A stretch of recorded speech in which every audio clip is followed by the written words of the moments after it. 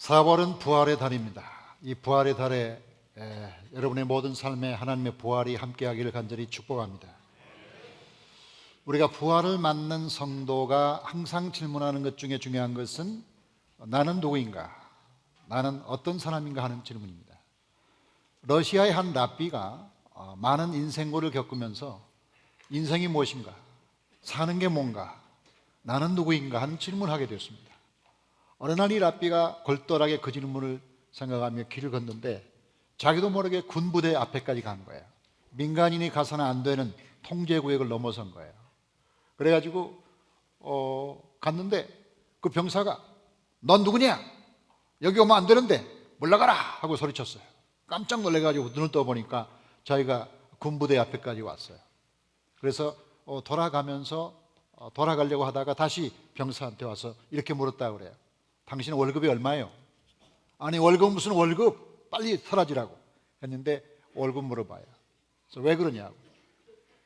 내가 누군지를 당신이 나에게 말해주면 월급의 2배를 주겠어. 이때는 웃어야 수준 높은 사람입니다. 내가 누군지를 말해주면 내가 당신에게 많은 돈을 주겠다는 이 말은 우리가 내가 누군지 알기가 쉽지 않다는 거예요. 저는 제 신체의 비밀 중에 하나가 제 머리에 가마가 2개가 있어요. 가마가 2개가 있어요. 근데 우리 아버지도 가마가 2개 있고 우리 아들도 가마가 2개 있는 거예요. 가마가 뭔지 알아요? 근데 우리 집사람만 본 거예요. 나는 한 번도 본 적이 없어요. 나는 내 머리에 있는 가마도 한눈에 볼 수가 없어요. 심지어 저는 눈썹도 본 적이 없어요. 저는 한 번도 내 눈으로 내 눈썹을 본 적이 없어요. 1cm밖에 안 되는데. 우리가 우리를 알까요? 우리가 가장 우리를 잘 아는 건가요? 우리가 우리를 가장 잘 아는 게 아니죠. 그래서 네 가지 종류의 사람이 있다고 그러잖아요. 내가 아는 나, 나도 모르는 나, 남이 아는 나, 남도 모르는 나. 남도 모르는 나는 누가 알까요? 아무도 모르죠. 저는 독일의 보네포 목사님을 좋아하는데 이분이 1930년대, 40년대 히틀러 반대 운동하다가 결국은 순교하게 됩니다. 감옥에서 죽게 돼요. 감옥에서 쓴 책 보면 그가 이런 시를 남겼어요. 나는 누구인가? 나는 누구인가? 다른 사람이 나에 대해 말하는 그 사람이 나인가? 아니면 내가 나에 대해서 알고 있는 그 사람이 나인가? 새장에 갇힌 새처럼 불안해하고 그리워하다 병이 나고 누군가 목을 죄는 듯 숨을 몰아쉬며 색깔 꽃 새소리에 굶주린 채 호의적인 말 인간적인 친밀감에 목말라 하며 횡포와 하찮은 모욕에도 분노하고 전율하고 큰일을 바라다가 절망하고 멀리 떨어져 있는 친구들을 걱정하다가 지쳐서 기도하고 생각하며 활동하기에는 피곤하고 마음이 허전해진 채 기진맥진하여 모든 것과 작별을 구하려고 하는 나 자신. 나는 누구인가? 그 사람인가 아니면 저 사람인가? 오늘은 이 사람이고 내일은 다른 사람? 나는 누구인가? 이 고독한 질문이 나를 비웃는다. 오 하나님, 내가 누구인지 당신은 알고 계십니다. 저는 오로지 당신의 것입니다. 이런 시를 쓴 보네포는 결국은 순교하게 됐는데 순교하기 직전에 내가 누군지를 물었다는 게 매우 중요합니다. 자, 우리가 성경은 결국 내가 누군가를 말하고 근데 하나님이 누군가를 말하는 책이에요. 성경은 간단해요. 하나님이 누구신가? 그 다음에 나는 누군가? 이 2가지를 말하고 있다고 볼 수가 있어요.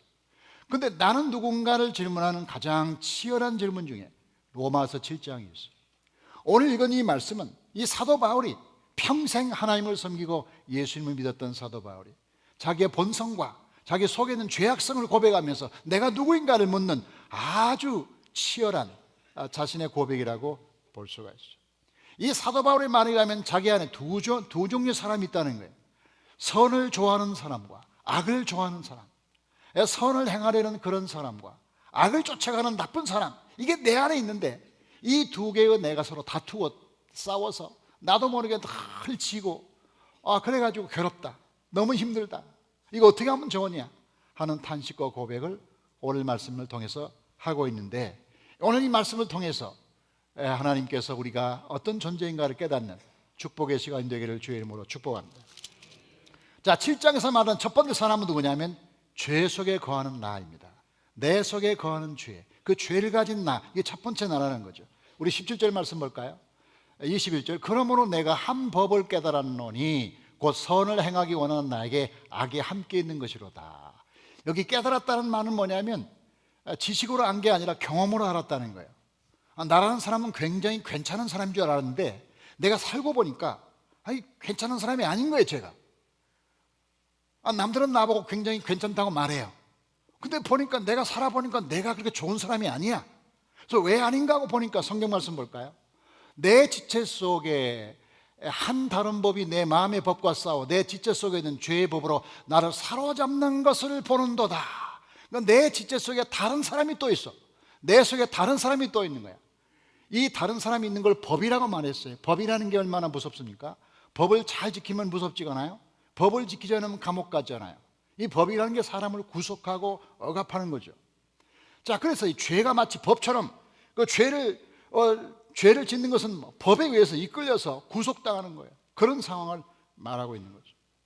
자, 이런 상황에 있는데 이거 어떻게 하면 좋으냐 하고 탄식하면서 하나님께 나가는데, 여기 다시 볼까요? 17절 말씀인가요? 네, 거기 보면 내 속에 17절 보여주세요. 내 속에 17절 내 속에 17절 말씀 보면 어떻게 되어 있어요? 17절 말씀 7장 17절 말씀, 이제는 그것을 행하는 자가 내가 아니요 내 속에 거하는 죄니라. 다 같이 내 속에 거하는 죄니라. 이 내 속에 거한다는 이 말을 히브리어로 말하면 샤칸인데, 이 샤칸이라는 말은 집을 짓는다는 거예요. 이 죄라는 놈이 우리 속에 살짝 왔다가 방문하고 지나가면 좋은데 이게 안 나가요. 들어와가지고 집을 줘. 집을 짓고 살면서 계속 우리를 부리는 거야. 이게 힘든 거예요. 이게 왔다 가면 얼마나 좋아요. 그냥 왔다가 사라지면 좋은데 안 사라지고 집을 짓고 집 속에 살면서 온갖 나쁜 일을 다 하기 때문에 이것이 엄청나게 큰 문제가 되는 겁니다. 자, 그럼 질문합니다. 사도 바울이 이렇게 죄로 인해서 고통을 당하는 이 상태는 사도 바울이 구원받지 않을 때입니까? 사도 바울이 예수님을 모를 때입니까? 어떻습니까? 사도 바울이 하나님을 모를 때 이런 영적인 괴로움을 당하고 있다는 거예요? 이게 사도 바울이 예수를 믿는 상태입니까? 안 믿는 상태입니까? 그러면 예수를 믿는 상태인 게 분명합니다. 7장이니까. 그러면 예수를 믿는데 왜 고통을 당해요? 예수를 믿는데 왜 우리 속에 고통이 있어요? 자, 예수님의 피가 우리 죄를 다 씻어서 깨끗하게 되었다면서, 우리가 하나님의 의로 깨끗한 사람이 되었다면서, 구원받은 자녀가 되었는데 왜 우리 속에 죄라는 것이 있어가지고 우리를 이렇게 괴롭히냐 이거야. 그러면 사도 바울은 그때 구원받지 않는 거냐? 하나님의 의로움을 경험하지 않는 거냐? 그건 아니잖아요. 사도 바울은 이미 로마서 1장부터 3장 인간은 모두 죄인이다, 3장 21절에 그 죄는 다른 방법이 없다, 하나님의 의가 나타났다. 그래서 하나님의 의가 예수님을 통하여 그의 피로 말미암아 우리를 십자가상에서 거룩하게 하고 하나님 자녀가 되게 했다. 그래서 5장으로 가면 그 결과 우리는 하나님과 평화를 누리게 되었다, 하나님 앞으로 나아가게 되었다, 환난 중에도 즐거워하게 되었다, 많은 축복을 받았어요. 그럼 됐잖아요.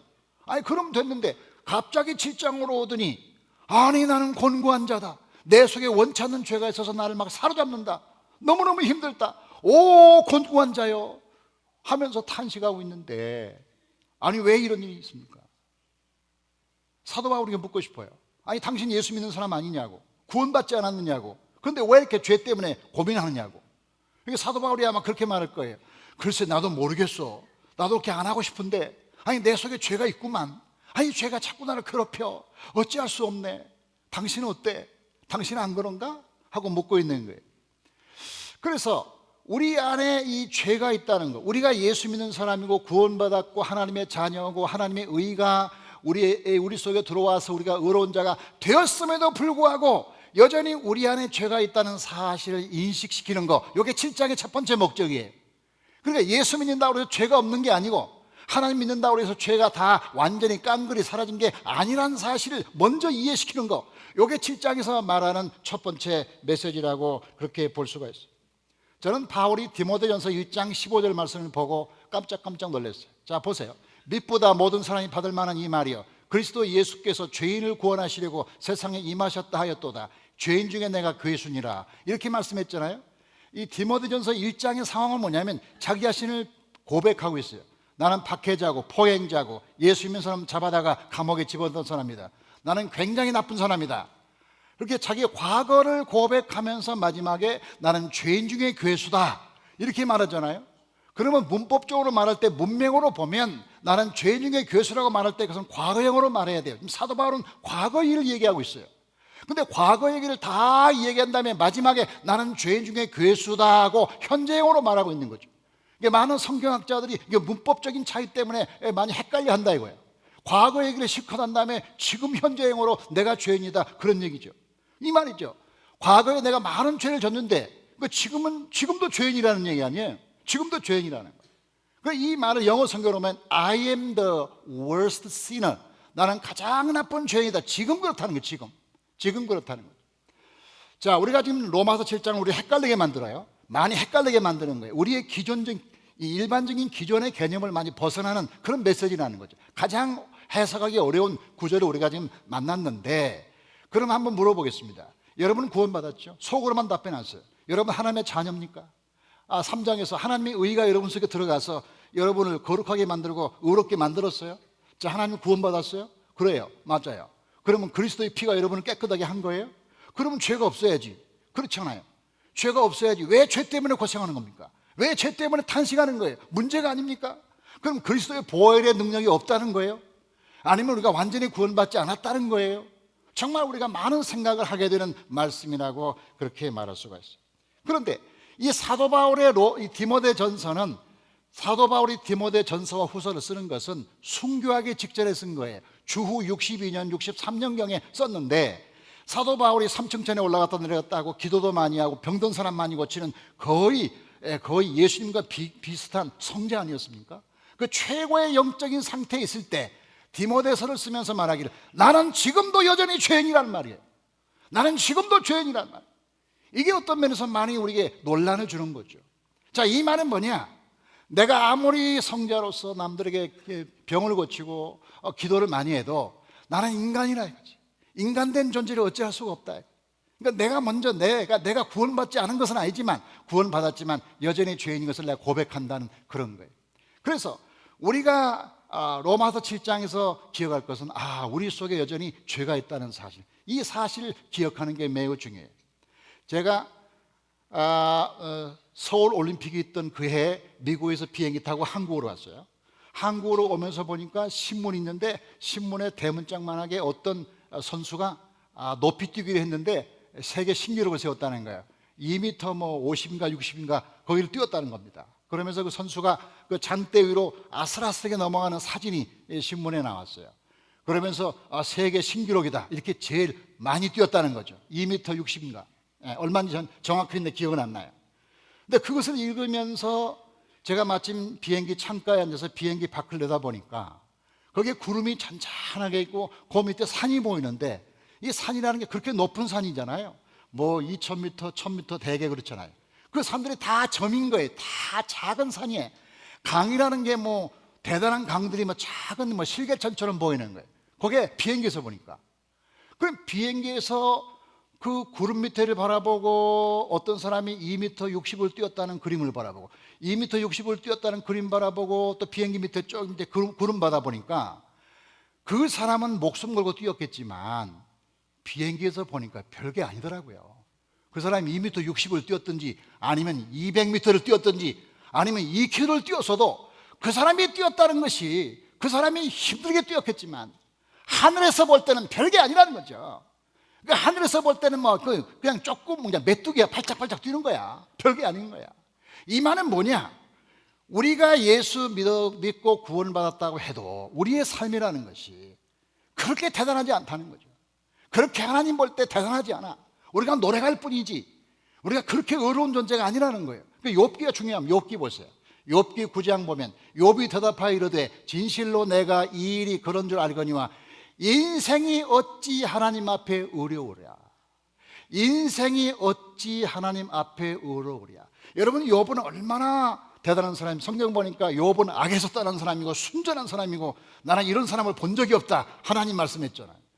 그런데 그 사람도, 그렇게 산 사람도 하나님 앞에 생각해 보니까 인생이 하나님 앞에 어려운 사람이 없구나, 이걸 깨달은 거죠. 그래서 우리가 예수 믿고 구원받았지만 여전히 우리 속에 죄가 있고 우리의 성화의 수준은 하나님 앞에 볼 때 대단하지 않다, 나는 겸손한 마음을 갖도록 로마서 7장이 우리에게 말하고 있다는 거예요. 자, 그럼 두 번째로 중요한 것은, 로마서 7장이 말하는 중요한 것은 나는 이미 거룩해졌다. 다 같이 따라합시다. 나는 이미 거룩해졌다. 자, 우리가 예수 믿는 사람으로서 현실적으로 죄를 짓고 사는데 그 죄가 우리 가운데 있죠. 17절 다시 볼까요? 17절 말씀 보니까 이제는 그것을 행하는 자가 내가 아니요 내 속에 거하는 죄니라 그랬죠? 또 있습니까? 23절입니까? 20절. 만일 내가 원하지 아니하는 것을 하면 이를 행하는 자는 내가 아니요 내 속에 거하는 죄니라. 이 죄가 내 속에 거한다는 거죠. 내 속에 거한다. 근데 중요한 건 뭐냐면 내 속에 죄가 거할 뿐이지 내가 죄인은 아니라는 거예요. 우리가 로마서 1장과 7장의 차이가 뭐냐? 1장부터 2장, 3장까지 인간은 죄인이라고 다 선포하고 있잖아요. 그 죄와 로마서 7장에 나오는 죄는 전혀 다른 죄예요. 로마서 1장부터 3장에 나오는 죄는 안 믿는 사람의 죄, 하나님을 모르는 사람의 죄, 이방인의 죄, 하나님을 우상을 섬기는 그런 사람들의 죄를 말하는 거예요. 그런데 7장으로 와서 오라라는 곤고한 자라라고 탄식하는 죄는 그리스도인들의 죄, 이건 예수 믿는 사람의 죄, 그걸 말하는 거죠. 그러니까 그것이 우리 속에 죄가 남아있지만 그럼 우리가 죄인이냐? 그건 아니라는 거죠. 여러분이 집에 가서 성경을 찾아보세요. 로마서 1장부터 3장까지만 죄인이란 단어가 나오고 3장 21절부터 마지막까지 한 번도 죄인이란 말을 쓰질 않아요. 사도 바울이. 왜 그럴까? 예수 믿는 사람이 죄를 짓고 있는데 현실적으로 어제도 부부싸움 했고 늘 다투며 사는데 죄를 짓고 사는데 왜 예수 믿는 사람 보고는 죄인이라고 안 할까?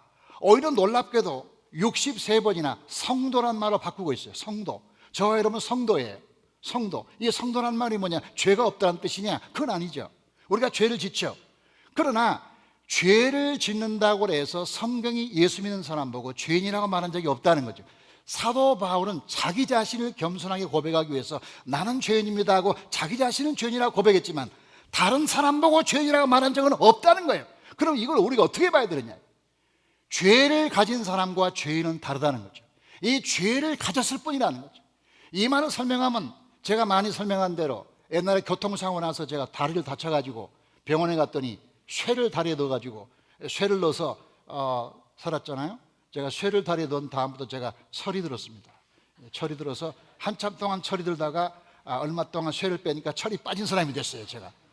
그런데 제가 철을 박았다고 해서 쇠 사람은 아니잖아요. 제가 철이 있는 거지 내 몸속에 철이 있는 거지 제가 맞은 거제트는 아니잖아요. 그 철을 가진 것뿐이야. 일부분의 철을 그 쇠를 내가 가지고 있는 거지 내가 쇠덩어리는 아니라 이 말이야. 쇠가 있다고 해서 쇠덩어리가 아니에요. 이 말은 뭐냐? 우리가 죄를 가지고 있다는 그 말과 우리가 죄인이란 말은 다르다 이 말이죠. 그러니까 성경에서 쓰는 말은 안 믿는 사람 보고 죄인이란 단어를 쓰는 거지 믿는 사람 보고는 죄인이란 말을 쓰질 않아요. 한 번도 그런 말 나오지 않아요. 물론 내가 겸손한 고백으로 주님 나는 죄인입니다 그럴 수는 있어요.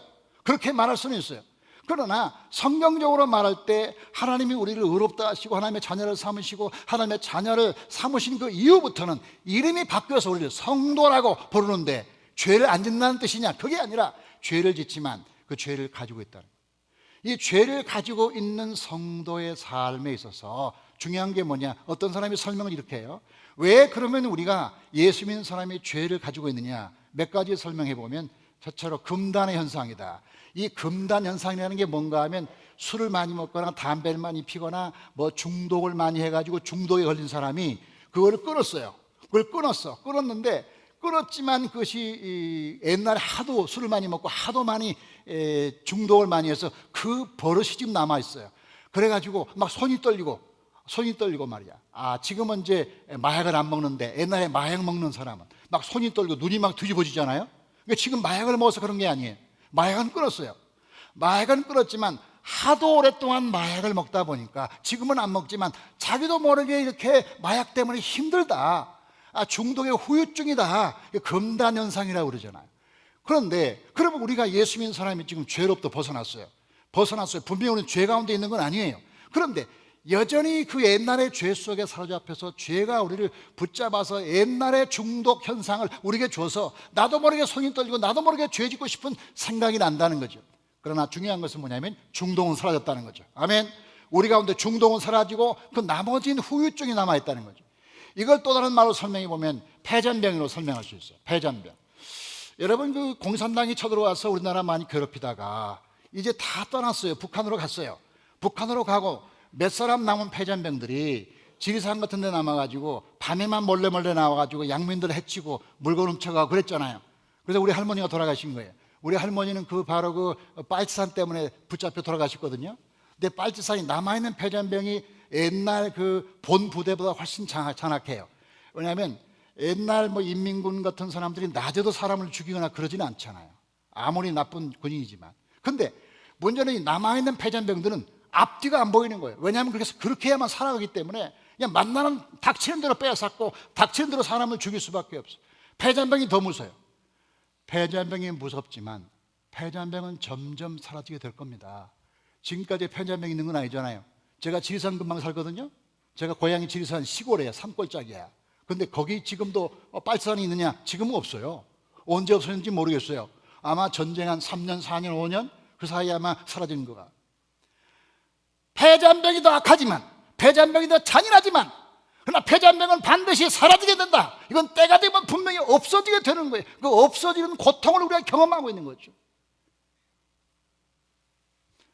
우리가 죄를 짓는 것은 그런 의미에서 조금 달라요. 다른 비유를 이렇게 설명하는 분이 있어요. 어떻게 설명하느냐? 옛날 사귄 남자친구가 결혼한 애인을 괴롭힌다.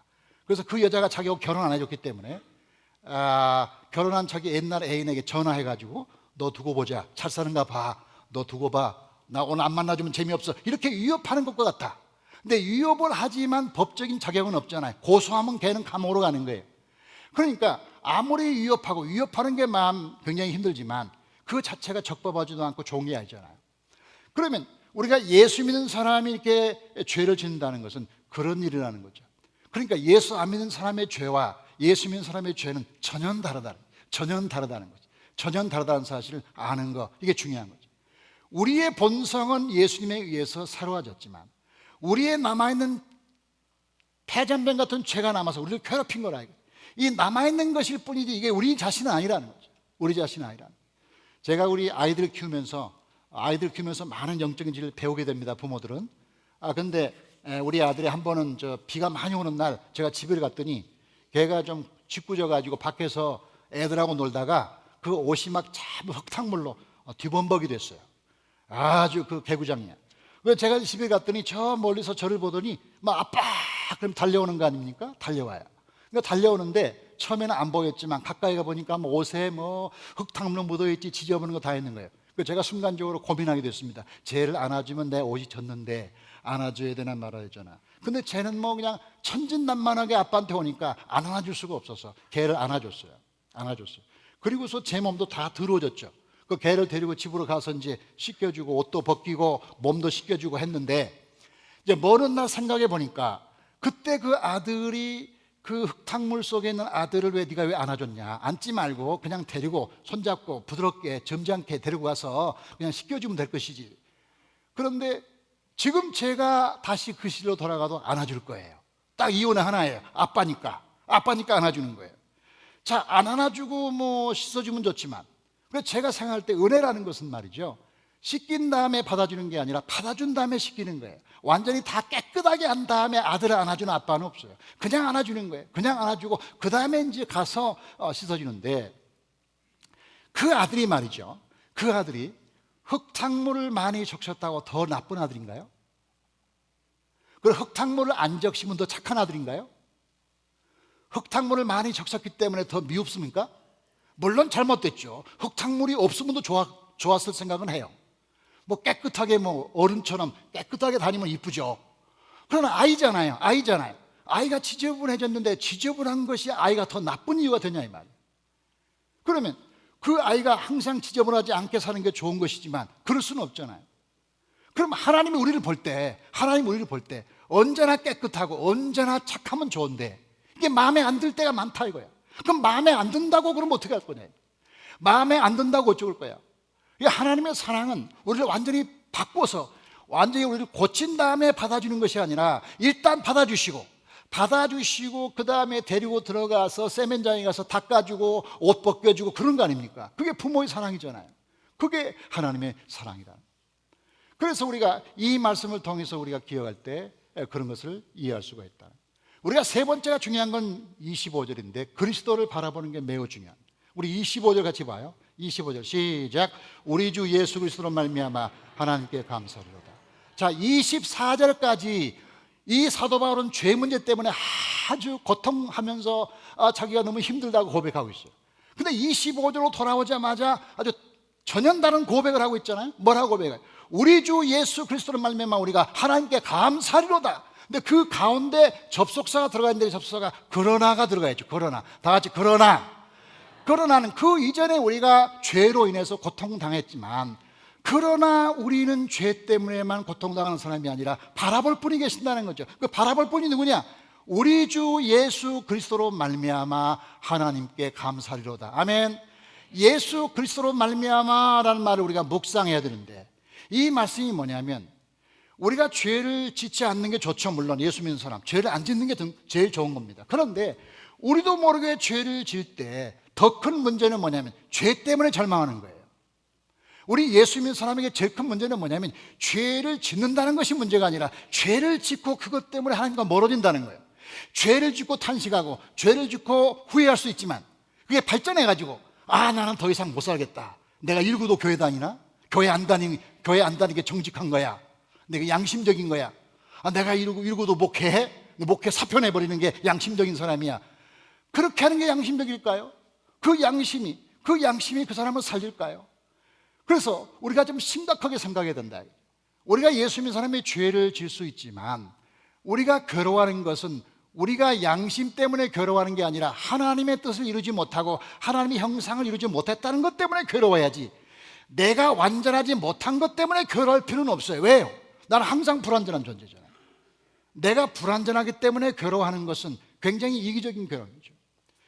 그러니까 내가 하나님을 닮아가지 못한 것 때문에 미안하고 죄송하고 더 주님을 닮아가겠습니다. 그런 자세는 필요하지만 내가 죄를 졌기 때문에 나는 또 교회 가봐야 소용없고 내가 예수 믿는 사람도 아닌 것 같고 이러고도 집사하고 권사냐? 당장 그만둬야겠다. 그렇게 가는 것은 마치 가룟 유다와 같다. 이 가룟 유다와 베드로의 차이가 뭐냐? 똑같이 범죄했죠. 똑같이 실수했죠. 그런데 가룟 유다는 자기의 실수를 더 많이 응시한 거예요. 자기가 실수하지 않아야 될 자기 자신 때문에 연민의 정을 갖는 거예요. 엄밀히 말해서 이 가룟 유다는 예수 그리스도를 생각하는 사람이 아니라 자기를 더 생각하는 사람이야. 자기는 실수하지 않아야 되는데 실수했다는 것 때문에 자기 때문에 속상한 거야. 근데 자기 때문에 속상한 건 진정한 회개가 아니에요. 그리고 우리가 진정한 의미에서 회개를 하려면 죄를 바라본다고 해서 회개되는 게 아니에요.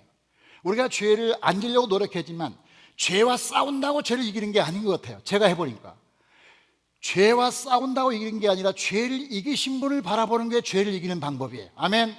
죄를 한 번도 이겨본 적이 없는 내가 그 죄와 싸우겠다고 낑낑대며 자기 완전주의 함정에 빠져서 내가 왜 이 모양이냐, 내가 왜 죄를 못 이기지 하고 자기를 구타하는 거, 자기를 괴롭게 하는 것이 양심이라는 이름으로 우리가 많이 호도되고 있어요. 그래서 많은 그리스도인들이 믿음 좋은 사람이 쓸데없는 가책을 많이 느끼고 있다는 거예요. 그게 굉장히 좋은 믿음이라고 생각해요. 근데 사실 알고 보면 믿음이 아니에요. 그건 24절까지 나오는 믿음이 24절에 오라나는 곤고한 자라고 하는 거기 탄식까지만 가는 거예요. 25절로 와야죠. 25절로 오면 뭡니까? 그러나 우리 주 예수 그리스도로 말미암아. 아멘. 그러나 우리 주 예수 그리스도로 말미암아. 거기까지 가야 되는 거죠. 내가 잘못한 것을 회개하는 것만 회개가 아니라 그 회개를 가지고 주님께 가는 것이 이게 진정한 회개 아니겠습니까? 그렇잖아요. 저는 탕자의 비유를 어제 읽고요, 탕자의 비유에 대한 재해석을 다시 한번 생각하게 됐는데, 여러분 이제 아버지의 재산을 밖에 나가서 홀라당 먹어버리고 아버지께 돌아온 탕자를 기억하십니까? 누가복음 15장에 나오는데 이 탕자가 집에 와서 아버지에게 세 마디를 하지 않습니까? 첫 번째, 아버지 나는 죄를 지었습니다. 두 번째, 내가 아버지를 아버지라고 부를 수가 없네요. 세 번째, 나를 아들이라고 생각하지 말고 종이라고 생각해 주세요. 굉장히 양심적인 사람이에요, 이 사람이. 굉장히 양심적이잖아요. 자기 한 일을 자기가 알고 있는 거야. 아버지 산 다 먹었지. 나쁜 이런 거 다 알았죠. 굉장히 세상은 이런 사람 보고 매우 합리적인 사람이고 매우 양심적인 사람이라고 말할 수 있어요. 그런데 그 양심이 그 아버지 관계를 회복하지는 못했다는 거죠. 자, 아버지가 어떻게 했어요? 내가 죄를 졌습니다 했더니 아버지가 그 죄에 대해서 묻지도 않아요. 그리고 옷을 바꿔주잖아요. 옷을 입어라, 옷을 덮어주잖아요. 그 다음에 뭡니까? 내가 더 이상 아버지라고 부를 수가 없네요. 그랬더니 이리 와, 그러지 말고 손가락 내봐, 내가 반지 끼워줄게 하고 반지를 끼워주잖아요. 그 다음에 나를 더 이상 아들로 부르지 말고 종처럼 살겠습니다. 그러니 이리 와, 그러지 말고 내가 신발 신겨줄게. 그 신발을 신겨주잖아. 그럼 이게 어떤 의미를 갖는 것이냐? 자, 아들이 죄를 짓고 아버지께 왔지만 아버지 입장에서 볼 때 죄는 옷이에요. 아들이 아니에요. 그 옷은 바꾸면 되는 거예요. 그 옷이 지저분한 것은 다시 바꿔주면 되는, 하나님 입장에서는 그런 거예요. 아버지 입장이 돼보니까 애가 지저분하면 애가 지저분한 게 아니잖아요. 옷이 지저분하잖아요. 옷을 바꾸면 되잖아요.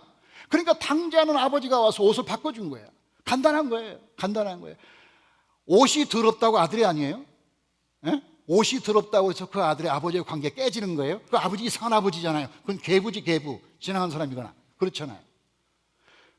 자, 그리고서 자기가 아버지라고 못 부르겠다고 그러니까 반지를 가지고 끼워주잖아요. 반지는 뭡니까? 약속을 상징하잖아요. 약속은 변치 않아. 너와 내가 부자간으로 만난 약속은 네가 죄를 짓건 잘못했지만 네가 뭐 한두 번 죄 졌다고 해서 내가 네 아버지가 아닌 게 아니야. 이리 와, 이리 와, 반지 끼워. 내가 네 아버지고 내가 죽으면 네가 이 모든 재산의 주인이야. 내 상속자야. 이리 와 하고 아버지가 그 아들에게 반지를 주잖아요. 그리고 마지막에 뭘 줘요? 마지막에 주는 게 뭐예요? 그 신발을 신겨주잖아요. 옛날에 노예들은 신발을 안 신겼다는 거예요. 왜냐하면 신발을 신겨주면 얘가 도망가니까 종들은 신발이 없는 거예요. 그런데 자기를 종이라고 생각하자고 했는데 아버지는 신발을 신겨주는 이유가 뭐예요? 넌 종이 아니야. 너 한두 번의 죄가 너와 나와 관계를 끊을 수가 없어. 물론 죄를 안 지면 좋지. 아버지는 네가 죄 안 짓기를 바래. 그러나 괜찮아. 죄를 짓고 나 떠나는 것보다 죄를 짓고 나한테 와. 내가 얼마든지 너를 용서해 줄게. 그리고 너에게 내가 지금 그 신발을 신겨주는데 종이라고 해서 어디 가고 안 가고 그러지 말고 마음껏 다녀라. 너는 자유인이야. 괜찮아 하고 아버지가 말하고 있는 거죠. 정말 우리가 중요한 것은 죄를 지라는 게 아니라 죄를 짓고 하나님께 돌아오는 은혜, 그게 더 큰 은혜예요. 죄를 한 번도 안 졌다고 주장하는 은혜보다 죄를 지었음에도 불구하고 우리 주 예수 그리스도로 말미암아 하나님께 감사리로다 하고 그분께 돌아오는 것이 진정한 아들이라는 거예요. 아멘. 아버지가 원하는 것은 우리가 한 번도 죄를 짓지 않는 것이 아니에요. 한 번도 죄를 짓지 않기는 어려워요. 어렵다니까요. 정말 어려운 거예요. 그러니까 하나님이 다 아시는 거예요. 그래서 우리가 진정한 자유가 뭐냐? 죄를 안 짓는 자유가 아니라 죄를 짓고도 하나님께 돌아가는 자유. 이 자유가 차선이지만 좋은 자유라는 거죠. 우리가 이 부활절을 앞두고 많은 실수와 많은 잘못과 죄를 짓지만, 그러나 할 수 있으면 죄를 짓지 않으려고 노력해야 되겠지만, 죄를 지은 다음에도 하나님이 멀리 보이지 않고 그분이 사랑스럽고 그분에게 가면 용서받을 것 같고 그분에게 가면 다 이해해주는 그 넓으신 하나님의 사랑이 있기 때문에 여러분 용납받고 하나님이 사랑하실 줄로 믿습니다. 그 하나님의 은혜와 사랑이 우리의 죄보다 훨씬 중요하고 크고 하기 때문에 오늘 7장에서 말하는 중요한 메시지가 바로 거기 있다. 우리는 죄를 짓지만 죄인은 아니다. 우리는 많은 나쁜 일을 하지만 아버지는 언제나 기다리고 계신다. 하나님의 놀라운 사랑이 여러분과 함께 하기를 주의 이름으로 축원합니다. 하나님 감사합니다. 거룩한 주일에 우리 모두 주께 나와 예배하면서 우리 자신을 돌아보게 하시니 감사를 드립니다. 하나님, 우리가 누구인지 자주 우리가 묻지만 답이 없습니다. 하나님, 우리 속에 죄를 좋아하는 우리 자신과 죄를 싫어하는 또 하나의 내가 서로 치열하게 싸우며 우리를 괴롭게 할 때가 참 많습니다. 주여, 그리스도의 의가 우리 속에 들어와 우리에게 하나님이 주신 새 본성을 우리가 소유하게 되었다는 사실을 한시라도 잊지 말게 하여 주시옵소서. 우리의 새 사람은 우리 속에 옛사람이 있다고 해서 하나님이 주신 새 사람이 회파되거나 훼손되지 않는다는 사실을 믿게 하여 주시옵소서. 우리 옷이 더러워졌다고 해도 우리가 하나님의 아들이 아닌 것이 아니란 사실을 믿게 하여 주시옵소서. 죄를 지면 옷을 벗으면 되지 하나님이 필요 없는 것은 아닙니다. 하나님은 죄를 보지 않고 우리 자신을 보고 있으니 죄를 지을 때 하나님께 돌아가 그분의 은혜를 더 많이 받게 하여 주시옵소서. 우리 주 예수 그리스도로 말미암아 하나님께 늘 감사하게 하여 주시옵소서. 우리가 실패하든 성공하든 죄를 지었든 죄를 짓지 않든 언제나 하나님의 자녀로 이 땅에 살게 하여 주시기를 바라고 그 믿음으로 날마다 승리하게 하여 주시옵소서. 우리 주 예수 그리스도 이름으로 감사하며 기도합나이다.